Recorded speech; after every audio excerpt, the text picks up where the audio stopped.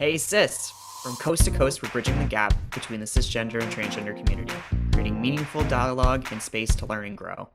Join us as we connect with our community, break down tough conversations, and get comfortable being better humans.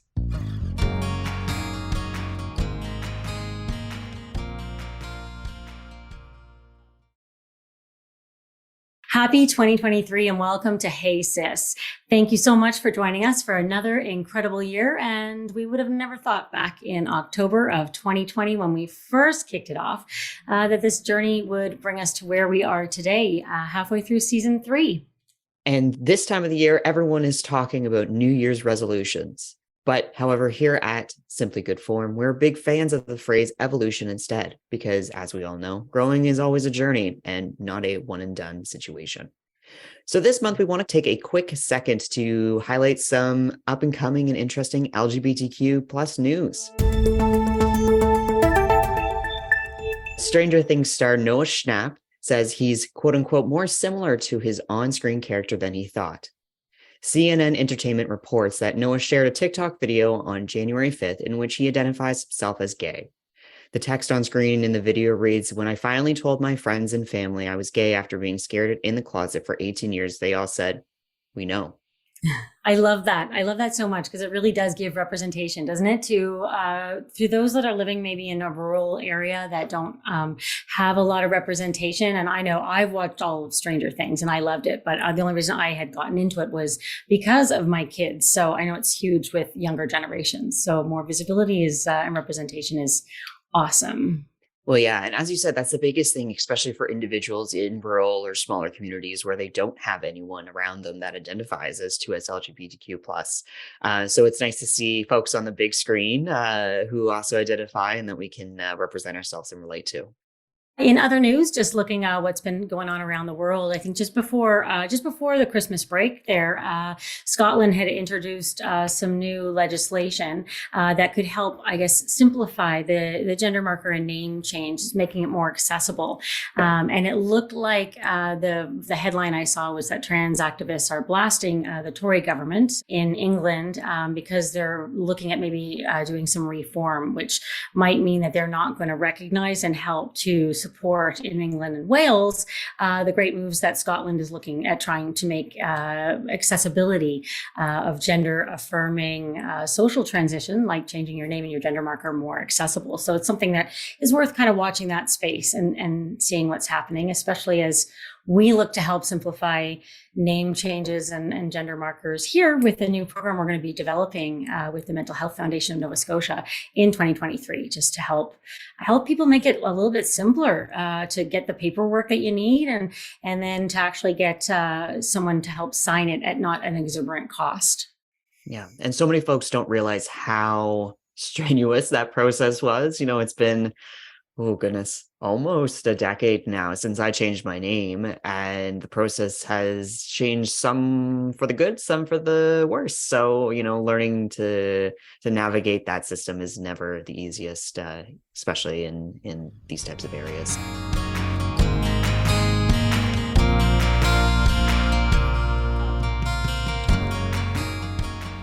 Now today, Cindy and I are joined by a very special guest, Terri McDowell. Terri, she, her, is an active advocate for LGBTQ plus rights in North America and around the globe.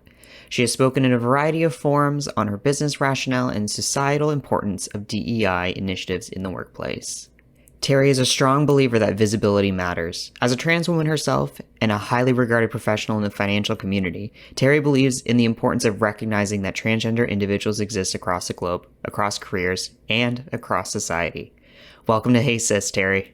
Hello. Thanks for having me. Thank you so much for joining us today. It's a great pleasure to have you here. So let's kick things first off with a kind of Hey Sis classic icebreaker. Where are you from? Where do you call home? And perhaps can you share a little bit about your coming out story? Sure. Happy to dive into that personal history. So my name's Terri McDowell. Pronouns are she and her. I'm actually born and raised in Saskatchewan. So I'm Canadian by birth and born and raised out west. I have lived in a number of places over the course of a very long professional career. I am a partner with a firm here called Ernst and Young, which is a financial advisory firm principally. I'm a tax partner. I principally work in the area of mergers and acquisitions, international finance, that type of thing. I've been with the firm for a very long time, so well over 35 years now. It kind of pains me to say that.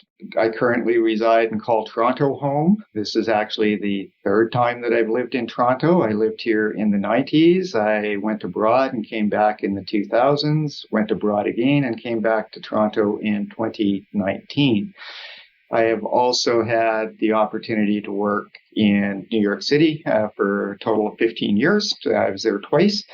I have lived and worked out of Miami, and I've lived and worked around Western Canada earlier in my career. I am also a transgender woman, and I did go through my own personal gender transition on the job here at EY. I have been with EY ever since I graduated from the University of Saskatchewan back in the 1980s. So that's the quick bio on who I am and how I ended up in Toronto, and a little bit of what it's like to transition in your job and on the job and with the same organization. So I'm happy to share my own experience because it's quite a good one, to be honest. Thank you so much for sharing a little bit about your background. And I love how vast it is geographically. I met Terri at the CGLCC Awards in November, and it was just such a pleasure to talk to you there and see you up on stage and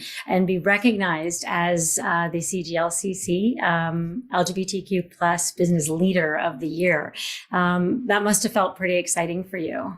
Yeah, it definitely was. As you would have heard, because you were there in person, I would suggest there's a lot more active advocates in the public forum than perhaps myself. My personal advocacy approach has been more by living visibly and making it clear, where the transgender community fits in the broader society. Trying to be as visible as possible. I think visibility truly matters to our community, so that was a big part of it.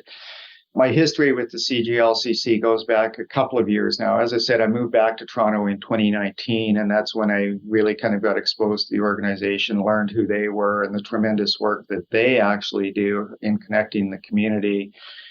And I had the opportunity to work with them a couple of times, one of the more recent ones being in 2021, when they sponsored, in conjunction with the UN, in conjunction with the World Economic Forum, they did a symposium and a panel on the UN's anti-discrimination standards, and in particular engaged me to work on a panel for anti-discrimination in the workplace. And I would suggest from an advocacy viewpoint, that was perhaps a breakthrough moment for me in terms of just the importance to it. I've never downplayed the importance of advocacy, but I think that really resonated with me, what we can all kind of do on a personal individual front. And, the quick anecdote that I would give there is the session we did, of which I was part of the panel, it was an in-camera session, so people were anonymous, if you will.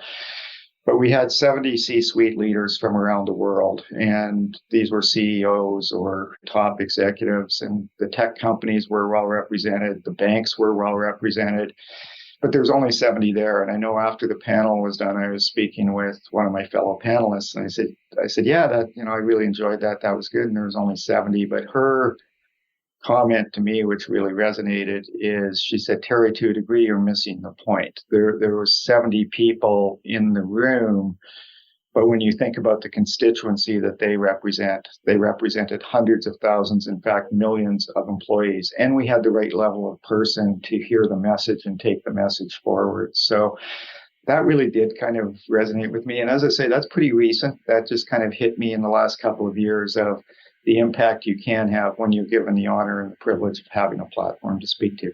much like these webcasts. You never know who's listening. You never know who it's going to resonate the most with and what good can come out of it. Yeah, absolutely. I think for me too, like one of the most underappreciated forms of advocacy is first and foremost living your true authentic self. And, just because you're not using social media every single day and being in those spaces, that doesn't mean you aren't advocating.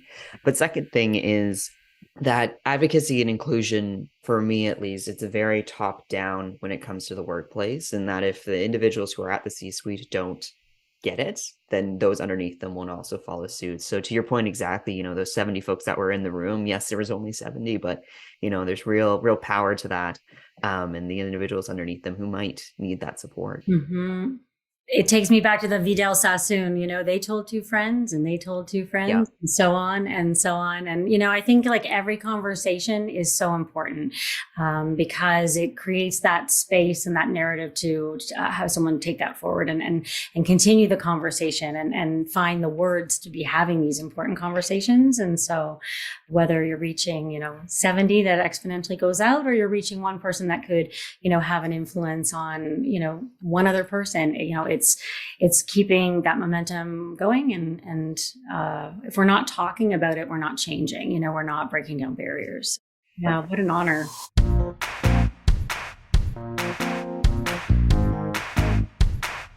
So you described yourself, I know you mentioned before you don't use social media too much, but on LinkedIn, you did describe yourself as a numbers person. So I was just really curious if there's any significant numbers when it comes to trans and non-binary inclusion in Canada that stand out to you the most, or perhaps maybe on the flip side, are there any numbers or statistics or metrics that we don't have that you wish we did? Yeah, so most of the statistics that and again, statistics vary, of course, Isaac. I mean, it depends on the source, it depends on the bias of the sample, it depends upon the purpose of the census taker, if you will, and all the rest of it. So I'm very sensitive to that. Take the numbers for what they are. Would be the caveat I would put around anything that I say in this regard. I'd also say that I find the statistics on a Canada-only basis to be kind of wanting. It's very difficult to find a lot of Canada-only statistics on transgender community in particular, where we're represented, what it looks like across the country, urban, rural splits, etc. Kind of goes without saying. As a member of the constituency, we are everywhere. I mean, and we always have been, we always will be. And unfortunately, when I think about statistics and when I think about numbers, they're kind of on the horrific side that come to mind. I mean, we've just seen this tremendous explosion in anti-LGBTQ legislation across North America. I first started talking about this maybe just 3 years ago. And at that point, you could say that at various levels of government, there was maybe 100 bills that were progressing.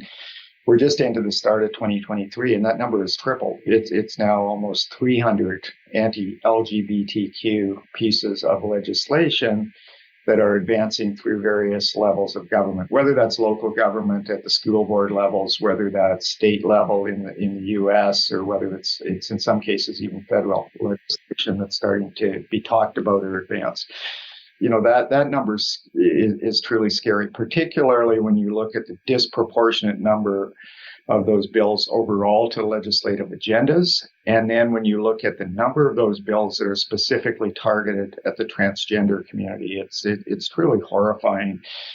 Again, statistics vary, of course, but the statistic I see published the most or suggested the most is, the transgender community is maybe 3% of the general population at most. And when you then look at the disproportionate cost, the disproportionate effort, the disproportionate legislative push that is going on right now, that there's more at stake here. It is human rights at its core. It's basic human rights, the motivation to strip affirming healthcare away from the community, the inability for people to get proper educations as a result of segregations in the schools that are being enforced.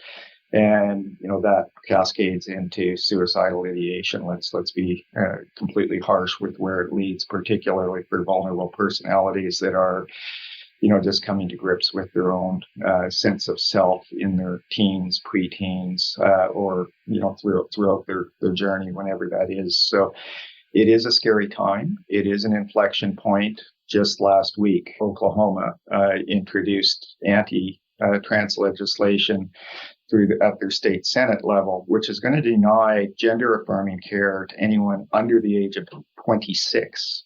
So we're not talking minors, we're not talking children. We're now talking adults. So individuals who can serve in the military, individuals who can vote, individuals who can do most things you would expect of adults. And now they're saying you cannot go to a doctor to discuss your gender. And that's as scary as it comes. It is being advanced at a state legislature. That's Oklahoma. You could say, well, that's a long ways from here. It's not. It spills over very rapidly. We've already seen that. It just takes one to kind of put it out there. And so that legislation needs to be stopped. It needs to be called out. And a lot of the legislation has been around, we need to protect kids. That's been the message that they wrapped it up into. Now the curtain is down. This has never been about kids. This is about hate. This is about discrimination. And this is about a far-right agenda to try to stomp out a trans existence. And that will never happen. We've always been here. We always will be here.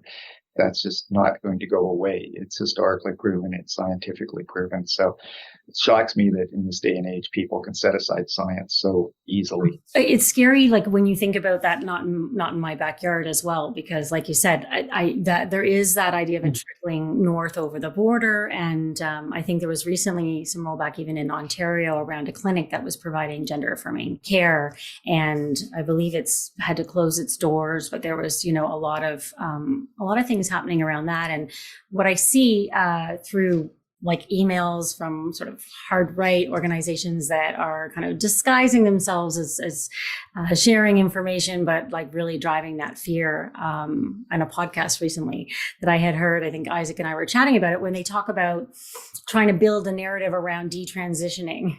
And we had a long conversation around that, in the idea of talking about detransitioning and not really recognizing that we're kind of everybody is transitioning all of the time. So you're never really detransitioning, you're evolving and you're moving forward. And maybe somebody might have transitioned in a very binary in the beginning and then found that comfort space to sit somewhere in non-binary, gender fluid later on as well, which is certainly not detransitioning. It's a continued growth of self. And so it's a really scary rhetoric that, people that aren't informed, when they hear that, they think, some of this is factual when it's propaganda. Yeah, I mean, the detransitioning aspect is an interesting one, of course, and it's been very high in the press in the last month or so as well, with some high-profile individuals in the community, stating their intent to detransition, et cetera. But again, because Isaac led me to numbers, I mean, I do think you have to talk math a little bit around this. There's, maybe 3% of the population of that, probably 50% or so choose to medically transition one way or another. So now you're talking 1.5% of the population. And when you really start to talk about detransitioning for whatever reasons, under whatever definitions, it falls to something like 5% of that 1.5% that perhaps entertain the idea of, hey, I want something different once I've chosen a gender affirming care. So it becomes a very, very small sliver of the population. And again, not to dismiss it at all for all the reasons that you said. Everybody's an individual. I mean, everybody has their own motivations for how they perceive, how they go through life, who they are. But the disproportionate glomming on to those relatively rare stories of true detransition, post-medical transition, let's put it in its proper place and time. Those are pretty isolated incidents that occur. But again, not to denigrate them, not to dismiss them. They certainly happen. And most of us that have been in community for as long as I have, for example, you're going to become aware of that. But, both from more scientific basis and my own personal experience, it's extremely rare. Yeah. In my experiences, like also as a trans person, I think a lot of folks, even within the community, they get very hung up on the definition of it.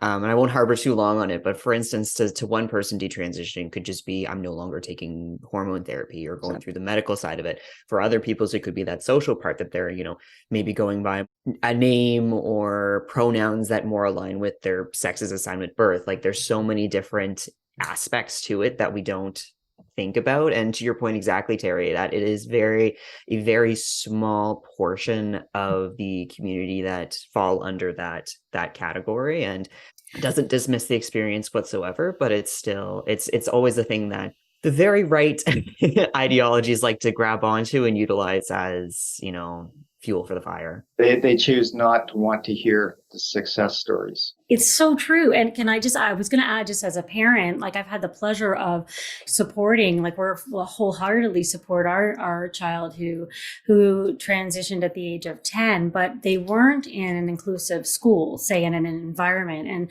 and they transitioned. But it was interesting for them, like watching at the very beginning when being assigned female at birth and transitioning and changing their name and their hair and using their name and masculine he, him pronouns. They went sort of very, very masculine. And there was a lot of, we witnessed sort of a lot of behaviors of performing self in a way that was going to be acceptable to the community that they were in.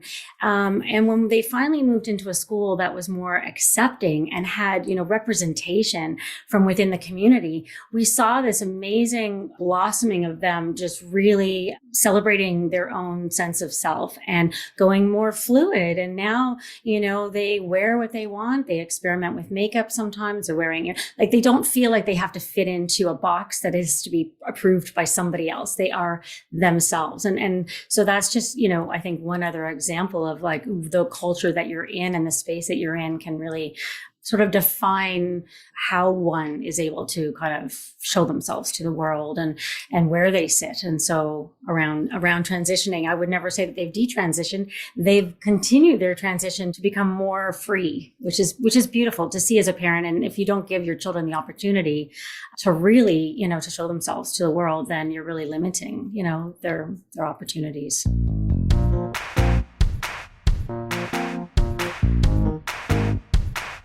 I'd be curious, Terri, about yourself then, transitioning. So you graduated university, you went straight to EY, which I have to say at the very beginning at the CGLCC Awards, I was like, EY, what is EY? I didn't know the acronym, and I didn't know if I was one of the only ones, but of course I know Ernst Young, and going to a business like that.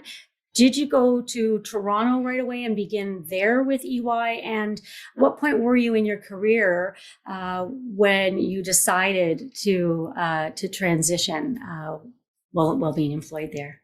Yeah, so there's a lot wrapped up in that because it is almost, as I say, it's over a 35-year career, including a period of open transition at work. So my personal story, and again, this is just my story, of course. I mean, everyone has their own individual footprint of their life history, but I've always known I was transgender. I mean, much like your child said, I just inherently knew.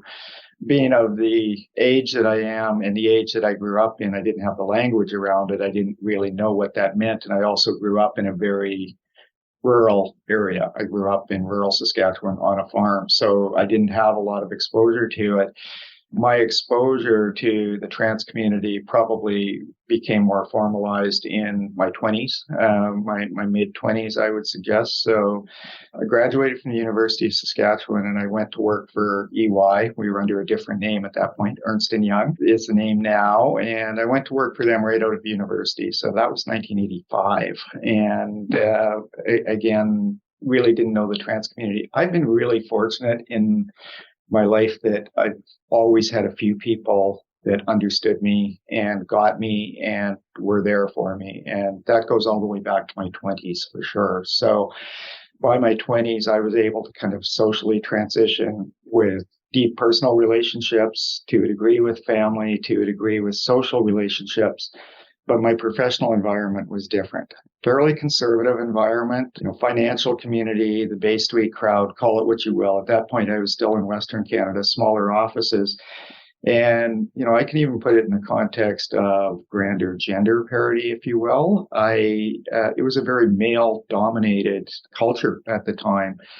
I started in Saskatchewan. I spent some time in Calgary. My first office that I was in, there was 8 partners, all white men. Moved to a slightly larger office, maybe 20 partners, still all white men. I didn't know a female partner in the firm until I moved to Toronto in the 1990s. And at that point, it was maybe 5% of the general population of the firm. And I certainly didn't know anyone who was knowingly and visibly trans. So I had the opportunity, as I said earlier, to move a lot with the firm, and that actually helped me on a gender transition journey in the workplace as well, because each time that I would show up at a new office, I would be coming with the skill set that got me to the table, got me to the office, made me valuable to that office. But I was allowed to present a little differently. I was allowed to explore a little more aggressively. And so I think by the time I was in my 30s and had become a close to partner, then made partner sort of thing, I was already perceived as pretty gender fluid. I think that was also a time when just gay rights overall in the workplace started to become more common. More people on, again, mostly gay men in the profession that I worked with. A few lesbians had come out. Again, very few trans people that I knew of. I knew of them in other forums at that point. So I started to realize, hey, this is actually possible. As early as the early 1990s, the intent had been get a little bit of financially established and transition. And back in the day, and it still happens today, although I think it's increasingly difficult today. Back then, the more common route was to go what we call going stealth. And so someone would abandon their past history as much as they could, leave their job, oftentimes lose their families, lose that prior identity, if you will, and then transition socially, personally, sometimes medically, and emerge in a new persona. I did entertain that. I knew people who'd done it, and I thought about it, but it was probably career held me back as much as anything. I thought, I'm pretty good at what I do. Am I prepared to sacrifice all of that? And why should I have to? So that was a little bit of a ha-ha moment, I think, in the late 90s. It was just a reevaluation of self-worth, to be honest, and thinking I can do this differently. Now, definitely respect why people do that, how they do it. I would also suggest, I think that's next to impossible to do in today's day and age. If you think back to the 80s and 90s, we were in the pre-digital age. I think given where we are now, everyone has a digital footprint from the day that they're born. And so to truly go stealth, people are going to find out your history if they truly want to know your history for whatever reason. So I'm not sure it's a bad thing. At the end of the day, nobody should have to do that in my mind. But that's a very long-winded answer to a very specific question, but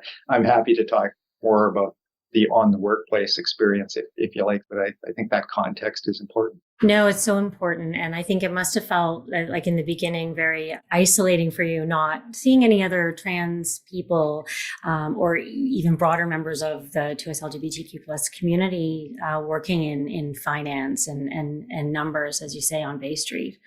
So now, I'm not alone anymore. There are other members of the community who are quite visible and have chosen to be quite visible, and that's really comforting. My own experience, as I say, I was probably perceived as gender fluid for a very long period of time leading up to just fully adopting my gender in the workplace. That was fairly recent. 2017, 2018 is when I changed pronouns, for example, officially at work. I'd already changed legal IDs, etc. But I grew up with a lot of these people professionally, both partners, colleagues, but also clients. And with due respect to other members of the community, I do think it's different for a transgender individual than others. We are extremely visible as we adopt, as we choose to embrace ourselves. And, I think members of the gay community, members of the lesbian community, they can choose a little more in terms of how much of themselves they wish to disclose in any given environment. It's for those of us that openly adopt transition, it's not quite so easy. You present differently, you dress differently, you are addressed differently, etc. So So that was a big personal challenge, I would say, but professionally, it felt like the right thing to do. What were your biggest challenges then in transitioning in the workplace at that time, like with regards to maybe policies or practices that were there? I'm thinking maybe like with your transition, you probably really helped to shape policies that might now be in place at EY. Yeah, it was a little bit chicken and egg, to be honest. Our organization, like a lot of organizations, have evolved so quickly on this front in the last 10 to 15 years that a lot of policies were already in place. Things like gender neutral bathrooms, for example, had been instituted. The ability to state your chosen pronouns goes back quite a number of years. And I have been told, I don't know this empirically, that I'm the most senior person in the firm to have openly transitioned on the job. We have others, of course, but I'm a partner and a fairly senior partner. So definitely I've had opportunities to get more of an audience on certain things, but also to help shape what future policy should look like. But one of the things that we already had in place is our Pathways to Transition medical assistance program. So depending where you are in North America in particular, I am not as well versed outside of North America on government programs necessarily. But in a lot of places in North America, gender affirming care is not supported. It's not insured, et cetera. And so we do that as an organization. Now we have enhanced those benefits considerably in the last couple of years. And when I say we, I'm speaking EY, but I'd call out the broader community. A lot of similar firms have done the same thing. You know, if you go around the major financial institutions here in the country, you go to our direct competitors in the financial advisory firm, virtually everyone has those programs now. And to think of that 15 years ago, probably even 10 years ago, really was hardly on anyone's radar, let alone thinking that, you know, we want to be seen as leaders and that this is important to our people. So let's get on board. And despite all of my negativity earlier about anti-trans legislation, et cetera, there's a lot of good things happening in the broader community, including the corporate world. And those strides are tremendous. Hey Sis is all about connecting communities, and thanks to support from TD Bank Group, here is this episode's Connected Community Moment.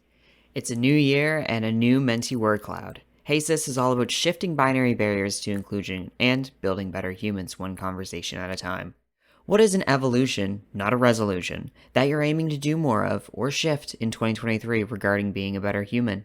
Check out the link in the show notes to share your thoughts. Here's what Terri had to say. This sounds incredibly pedantic, but I'll say it anyway. I think recognizing the importance of basic kindness and living that value is just so critical. Like kindness matters. And once you open with kindness, a lot of things fall away very quickly. It's hard to confront. It's hard to be aggressive. It's hard to be antagonistic when you've got a receptive audience as your counterparty and someone who's an active listener, someone who's listening to you. In a very broad sense, I would say lead with kindness is my goal. This has been a Hey Sis and TD Bank Group Connected Communities moment, because inclusion matters. It's inspiring when you're saying, Terri, that there's so many different financial institutions and businesses that are implementing.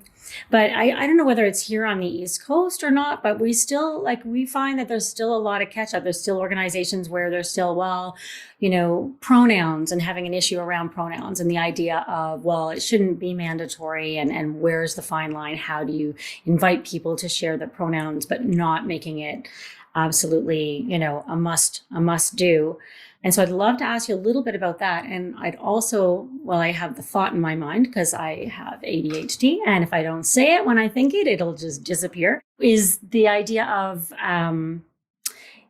for new hires that are coming into your business, because I find it so inspiring to know, like, if you're getting into this industry and you're potentially thinking about, maybe your home isn't supportive or accepting of, these are employers that can support your transition along the way. How do new hires find that information? Because they might not think to ask, or they might is it readily available? Is that something that's part of the onboarding process and the orientation for new hires, or? Yeah, I hesitate to say that it's front and center in the hiring process. I think a little bit of it is due diligence on behalf of candidates as well. You don't have to look very hard to find find the policies that our organization and most organizations embrace. So I certainly have a recommendation to any hire coming off campus, for example, whether they're in community or not. Do your homework. Know who you're interviewing with as much as the interviewer wants to know who you are, and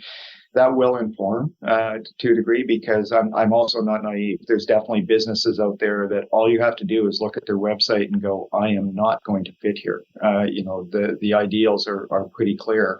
I won't name any of them on this call, but I think in community they become known very quickly. So if you look on a website, for example, and you will find it. Now, there's a big difference between words and actions, definitely. And I'm going to personalize for a second. I think that in part is what prompted me to become more of an advocate, more visible in community. I think visibility matters. I go back to my own experience coming through the system, and again, in the context of broader gender parity, it took me a long time to find women in the boardroom. Part of that is where I started. Part of that was the communities I grew up in. Part of that was the profession that I chose. It was all of the above. So I knew once I started to see more gender parity being embraced in the workplace, I started to see more of a glimmer that there is a future here. Then I saw it in horizontally. I saw other organizations where not just women, but in some cases trans individuals were being elevated, were on a good career path, and you start to realize the art of the possible. You start to realize this is possible. And so looking for pioneers, if you will, looking for people who have carved the course before was really important to me. Part of the reason I choose to do things like this and make it known that, yes, I am a trans woman. Yes, I work on Bay Street. Yes, this is the career that I've had. And ideally in today's society, particularly with the younger generation, you don't have to be so glacial about who you are and disclosing all of that. It's encouraged. It's in the workplace these days. Employers want it as much as the individual needs it. So I do think there's a change there, and particularly for the younger generation. They've been huge inspiration for my journey in terms of, just pointing out, like, anyone who's kind of in community already would have, for lack of a better word, read me very easily for the last 25 years. Those who aren't looking don't know what they're looking for, maybe not, kind of thing. But as a result of that, I would increasingly have, younger people in particular, embracing the ideal of having a senior partner at the firm that would be fully authentic themselves, allowing them to be fully authentic. So I do think that's really important. In terms of the onboarding, the on-campus recruiting, I mean, you're not going to get to that level unless you've done your own level of diligence to know, who the organization is that you're talking to, including our own. I'll just go on for another minute here because it leads to another topic that we touched on earlier, which is this whole concept of corporate rainbow washing. It's very real. I mean, it's out there. I did a LinkedIn post on this for what it's worth back in June, and I didn't specifically reference it as a rainbow washing post, but that was the intent of it. And in its own way, I think that speaks to progress. I mean, if you go back 35 years, in my case, corporations were not embracing the queer community at all. So put the trans community aside, they were not embracing it. That started to shift in the 90s into the 2000s when we saw Pride become more of a corporate recognized event, et cetera. And then, did it go too far? Did everybody think that they could plant the flag and claim inclusion? Absolutely. But what it's done now is it's held organizations accountable. And I think that by itself is huge progress. You're going to plant the flag in June, you better live the values the other 11 months of the year. It's not a 1 week of the year opportunity to capitalize. It's a commitment that you make to the community. And if you're not making that community, the community has a right to call you out.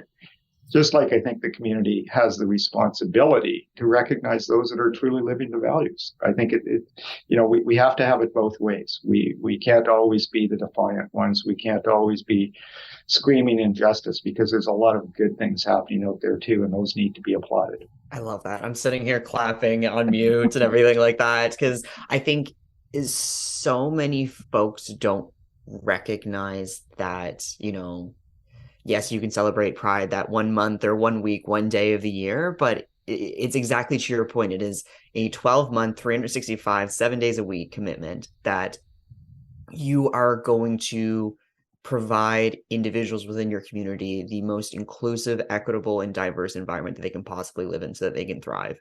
And everyone's going to make mistakes. And I think, it's realistic to understand that, yes, people are going to make mistakes, but as you said, we need to hold each other accountable to those mistakes. And if they're, severe, that we need to be able to have open dialogue around that. So I appreciate that comment immensely. Yeah, wonderful. I mean, I will again step into personal experience for a moment here in my own kind of, for lack of a better word, coming out story at the firm. And when I made the wholehearted decision to be my full self each and every day as I came through the doors, that was a scary moment, regardless of seniority, regardless of career, et cetera. The way it came about is, as I say, I've always been really fortunate that I've always had a couple of people close to me that knew me, read me, whatever you want, and just got it. And here in Toronto, one of my colleagues who was fairly new to me.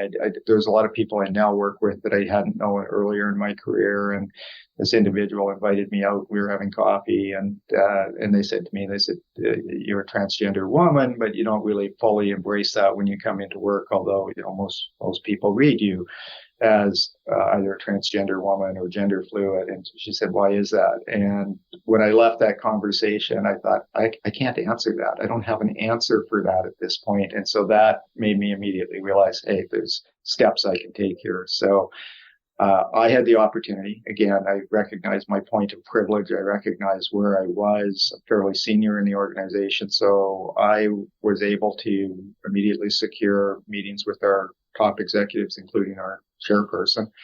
And every one of them, without any prompting, they didn't know what the meeting was necessarily about when I got on their calendar.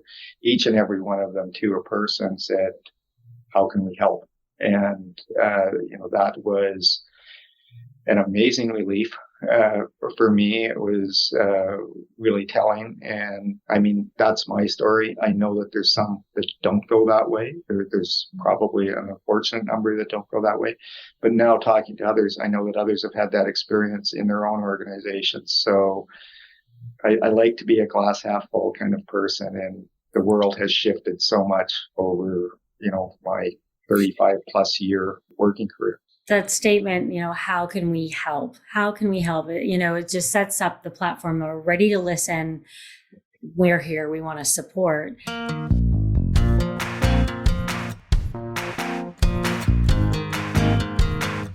For organizations out there that might be like, okay, well, Pride is easy. It's easy. We know what to do. We can put a float in, or we can raise the flag. And maybe it's just not knowing where to start. What are some tips that you might recommend on, how organizations can be inclusive or, embracing the community the other 11 months of the year? Yeah, I think, there's, and this is not necessarily limited to the workplace. I think there's some very basic things about, lack of assumption is always a good place to start. If you meet a relatively, I'll use the term, effeminate male, I was perceived as one for many, many years kind of thing, don't necessarily assume who that individual is. You've got to get to know them. Similarly, if you meet a more masculine, cisgendered female kind of thing, don't make those assumptions. So the use of gender neutral pronouns is important. The reference to partners, as opposed to what did you and your husband/wife do this weekend, that type of thing. I think people are a lot more averse in that than they once were. But again, I go back to my time, and that was the common question, what did you and your girlfriend, what did you and your wife do in the moment? And then you're tap dancing around, how you describe yourself to others, and, who your partner is, and things of that nature. And again, that's shared across the queer community. I'm well aware. So, but again, I think wearing the pin doesn't hurt either. That it's just wearing the pin or putting it in your email address, the rainbow flag, it signals to people this is a safe space. And that's incredibly important to people. And it's not that hard. And anyone can slap on a pin. Anyone can put it in their label. Now, flip side of that is, if you're going to identify as an ally or an advocate, or if you are an ally or an advocate, it goes back to, don't advocate when we're in the room. We need you more when we're not in the room. We need to know what's being said, and you need to stand up for us when we're not there to do it for ourselves. It's easy to be a hero in the moment, kind of thing. That heroes are the heroes that do it when no one's looking, kind of thing. And just instilling that from the top down is so critical, and you can't enforce it. People have to get it into their own DNA. That's the thing. But boy, you can certainly set corporate culture in a heartbeat by what comes out of the C-suite. I'm still over here clapping, and it is so true, though, that whole trickle-down effect really can help change an organization. And I know we only have a couple minutes left here, but I did just want to quickly ask, kind of on the flip side of Cindy's questions, but I guess a little bit more personal, as someone in a position of authority in an organization, when there is someone in the workplace struggling to transition or struggling to come out, can you maybe provide some examples of either ways that you've done it or ways that you've seen that support kind of in the professional or business environment? I'll try, Isaac. Again, as anyone listening to this, and as you undoubtedly know, this is such a personal journey for everyone, right? So how they choose to embrace it, what they're necessarily seeking for, validation, confirmation, affirmation, it differs very widely across we're all individuals. Of course, we differ from one another, right? But there's a couple of things that we've done as an organization that I think have helped. One is we have a Teams network. We have a gender identity. Now, we're a big organization. I realize that, and it's not like one size fits all here. Is it like an ERG, like an employee resource group? Yeah. So we have an ERG, but we then even have a more specific one for the trans community, which is just a trans channel. And this is available for employees. It's available to parents, or it's available to allies to a degree. And I've connected with a lot of people, a lot. It's still a small community within our organization, like most organizations, but that channel has served very well, where people get to know who is in community and they can reach out. And frankly, mostly who I've talked to through that channel, there's been a couple of employees that have either come out and are facing specific issues, or alternatively are coming out in their journey. But more often it's parents. It's parents that are employees of ours or partners of ours or working with us. And I've met, one experience I had was a partner that I had worked very closely with for years, and unbeknownst to me had a trans child. And I did a webcast years later, after we were no longer physically in the same location, and I did a webcast internally. And he called afterwards and said, I just want you to know I watched this with my daughter, and, she's 14, she's going through it. And I did this as a result of, I wanted her to know the possibilities that, it's not about survival, it's about thriving. And you can probably tell, that one brought tears. That was a hard moment of the importance of being visible. All of those things, to the extent you're in an organization that can facilitate it, that you have the critical mass to do it, et cetera, are important. Other ways, my experience is my experience and mine alone. But to the extent you are in the privileged position that I am and have the ability to be visible, it allows people to know the art of the possible again. You're a role model. Really, you are a role model. And I wonder then at this, who would you look to? Who would you say is a role model of yours? Do you have anyone off the top of your mind that you might be able to? Yeah, there's definitely a few out there. It was very difficult because of my age and my generation to find trans role models in the professional community, for example.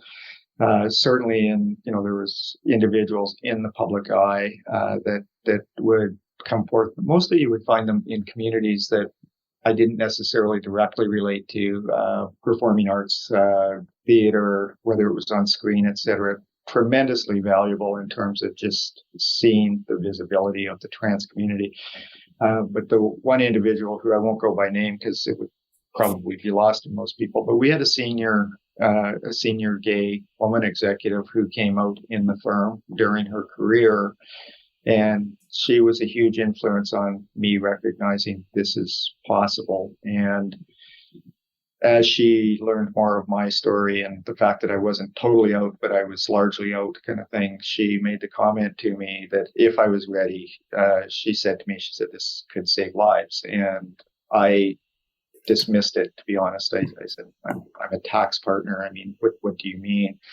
And she instilled in me the visibility matters. And she talked about, as you were going through the system, Terri, you didn't have role models. How many times were you close to quitting? How many times did you think I can do this easier? And so to the extent I have heroes, she would be one of them. That was an amazing discussion to have. The fact that a senior person took the time to invest in me and point out what my potential could potentially be in this regard. That was a moment of truth for me. I thought I'd always been open to a point. I'd always been truly supportive of the community in various ways, etc. But I was starting to feel increasingly hypocritical by not being myself on a daily basis. Well, thank you so much, Terri. I've literally had shivers for some of the things that you've said. It's so important and valuable, and it's been a great conversation. We hope that we can have you back on the show sometime. I'd be pleased to do it. Thanks for having me, Cindy. And likewise, you've been a huge inspiration getting to know you. I mean, parents like yourself are absolutely invaluable. So thank you for having me. Okay. Well, thank you. Okay. Take care. That's all the time we have today, folks. Thank you for joining us for another episode of Hey Sis. The conversation doesn't have to stop here, though. If you would like to get in touch with us to ask us a question or share your story on a future episode, you can email us at connect@simplygoodform.com or visit us on our website at www.heysis.com.